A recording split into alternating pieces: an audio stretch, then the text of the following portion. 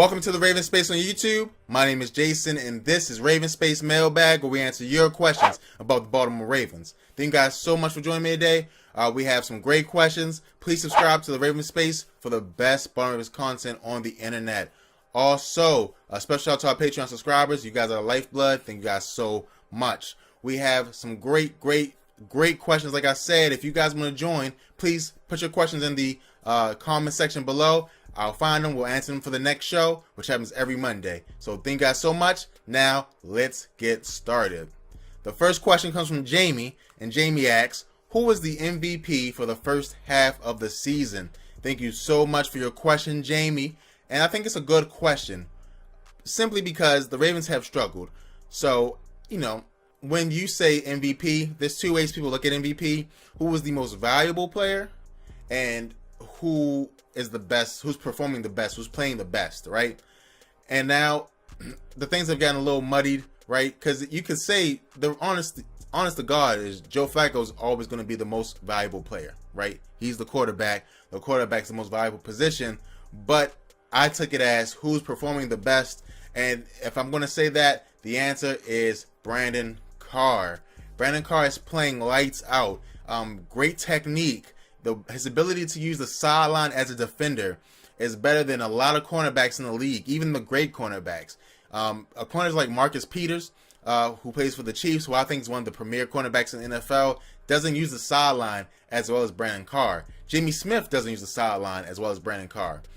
You always see on those deep routes, Brandon Carr is squeezing his receiver to the sideline, which makes the catch almost impossible. I think he's playing well. The stats say it because he leads the team in interceptions. I just think he's playing at a level that a lot of Ravens fans did not expect. I was right about it, Whoop, whoop. I'm a little happy. But a lot of you guys, you guys called me out. I'm returning the favor. A lot of you guys said, get Marlon Humphrey in there. Brandon Carr is old. He's not going to do it. Brandon Carr has been playing excellent. He is my MVP. I think he's been the most valuable player, the biggest surprise. I think he's playing awesome. And I just really do think he's great. If I had to pick a second person, I would pick CJ Mosley. Leads the team in tackles. You know how much I love CJ Mosley. And then on offense, Ronnie Stanley's playing the best of anyone on the offense. And I might even throw Alex Collins in there because he's playing great as well.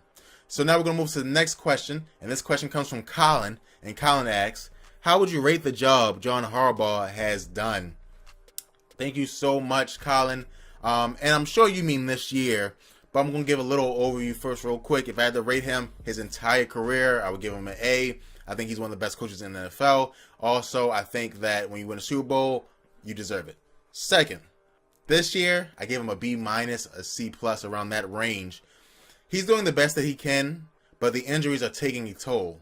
Now, there's some people out here who say, hey, the reason the Ravens are getting injured is because of John Harbaugh. Too aggressive practices, too aggressive this and that. I'm not an insider enough to make that assertion that he does his practices more physical than the Seattle Seahawks, who are just as physical as a team. So I can't make those assumptions, right? And the Seahawks are relatively healthy right now. So I'm not going to say that. But what I can say is what I see with my eyes. The Ravens, they give it their all. It's a little slow. I think the biggest mistake that he's made is getting Marty Mornhinweg as a offensive coordinator. Because Marty can't coach as an offensive coordinator right now. He's just not showing us that he can do it. Another issue that I have is that they're not doing a good job developing young players. Brashard Perriman is terrible at development. Max Williams is the same Max Williams we saw 2 years ago. Nick Boyle doesn't seem like he's grown. It's a lot of things. The only player who looks like they've grown is Ronnie Stanley. And, Ronnie Stanley was a top pick, right? He was a 6th pick, so how can you miss, right? And now people do miss, but Ozzie's a little bit better than that to miss. He's struggling, but he's better than that. So I would say a B-, C+. His players like him. They fight for him. He defends his team. I like it. They have a chance to make the playoffs still. It's very slim, but there's a chance.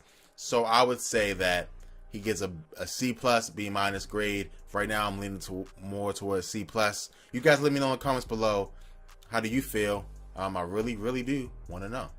And now we're going to go to the next question, which comes from Chris. And Chris asks, what do you think about the future of our running back position? Thank you so much, Chris. I love this question. And I'm glad that I took this question on Mailbag this week and not last week. And the reason is Alex Collins deserves to be the future of the Ravens running back core. And if you disagree, you're not my friend. Alex Collins is playing so well. He plays like a mini Marshawn Lynch. He's not as good as Marshawn, but he always falls forward. You see running backs like Todd Gurley do this. You see the running back in Dallas, whose name is escaping me right now. You see him do Ezekiel Elliott. You see Ezekiel Elliott do this. Always falling forward. Le'Veon Bell, always falling forward. And that's what Alex Collins does. He does not go down on the first hit. He does not go down with thigh tackles. You know, people go down with like a leg tackle. If you hit somebody in their shin full speed, they're gonna go down. If you hit somebody in their thighs full speed, they may not go down. And Alex Collins does not go down when you hit him in his thighs, right? Strong guy, strong thighs.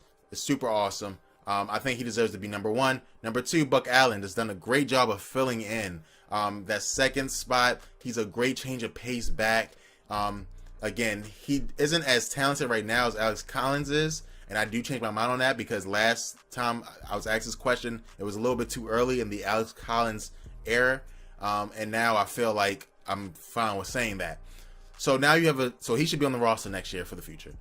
Then now you have a decision between Ken Dixon and Terrence West. Do you want the veteran leadership, the person who makes the good decisions outside of the football field as well?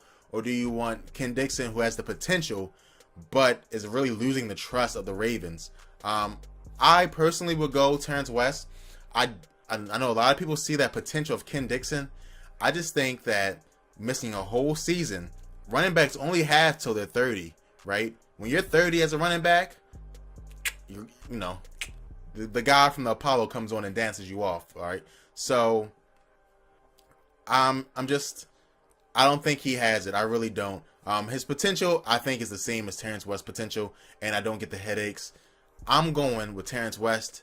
You guys can go with Ken Dixon if you would like. I'm doing Terrence West. So for the future, I think it should be Alex Collins. I think it should be Buck Allen and Terrence West. And Ravens, Ozzie Newsome, Eric DeCosta, please sign Alex Collins to a long-term deal this season. He's a running back. Running backs can be overpriced, right? A lot of running backs are overpriced. I think running backs aren't a big part of teams making it to the Super Bowl in the playoffs, right? The only team that I think that the running back was such a big part is Marshawn Lynch when he was on with the Seahawks. And then you have Ezekiel Elliott with the Cowboys. Don't overpay him. Pay him now. Give him what he wants, because I promise you, in 2 years, you're going to have to overpay to keep him. So that's what my feeling. And now we're going to move on to the next one. And this one comes from Linda. And Linda asks, please critique Ozzie Newsome. And I know that sometimes in the very, hectic season, general managers take a step back and you don't really see them and you don't really critique them. And so I'm sure Linda wants me to talk about Ozzie, because the team that he's put together is not a great team. Defensively, it's great. Offensively, it's not. And you don't win in this league with a terrible offense. It's literally impossible to beat the Steelers, right? If your offense only puts up 14 points. And a lot of you guys commented, oh, the Ravens put up 40 points. Look, okay, the Ravens put up 40 points. The offense put up 17, right? Defense had 2 touchdowns, right? Special teams had like 4 field goals. And one of the touchdowns was a fumble into the end zone. So let's hold our brakes on the great offense that the Ravens have, right? So I'm saying is that Ozzie did a terrible job constructing the offense. He put all his pieces on defense. And some of the decisions were good, right? Because you can't predict injuries, right? And the injuries helped Ozzie because he had the depth on defense. But injuries did not help him on offense, where you get old players who are injury prone, like Jeremy Maclin, who was injury prone. He's been injured 3 seasons in a row now, injury prone. You get Danny Woodhead, injury prone. These injury prone players, aren't going to help you out, right? You've drafted bust who are also injury prone. Bashard Perriman is a bust who's injury prone right now. Max Williams looking like a bust. He's injury prone right now. Nick Boyle, I don't want to call him injury prone, but he does not look good, right? He does not look like a starter in the NFL. So what do you do? I don't know where you go, right? The Ravens have gotten lucky. Like, that's a perfect example. Even the good parts of the offense, Alex Collins, right? Ozzie didn't make that decision, right? He got cut. He was on the practice squad. They were going to call up another running back over him, right? And to be honest, if Taquan Mizzell would have went to the Ravens practice squad, he wouldn't probably even be on the roster. So Ozzie has not done a good job on offense. I would say he's done a terrible job on offense, right? Defense, he has to get it together. You go with a defense that is so powerful and so much talented players, but they're not performing. And that's not Ozzie's fault. But again, Brent Urban was your answer, and Brent Urban is injury prone.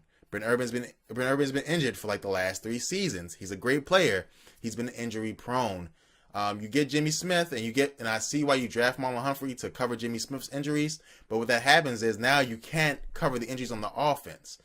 So I would say Ozzie has done an A job on defense, but on offense he's done an F job. So that goes to a C job overall. He's better than that. He's great. He can make these decisions. He just has to ratchet it up.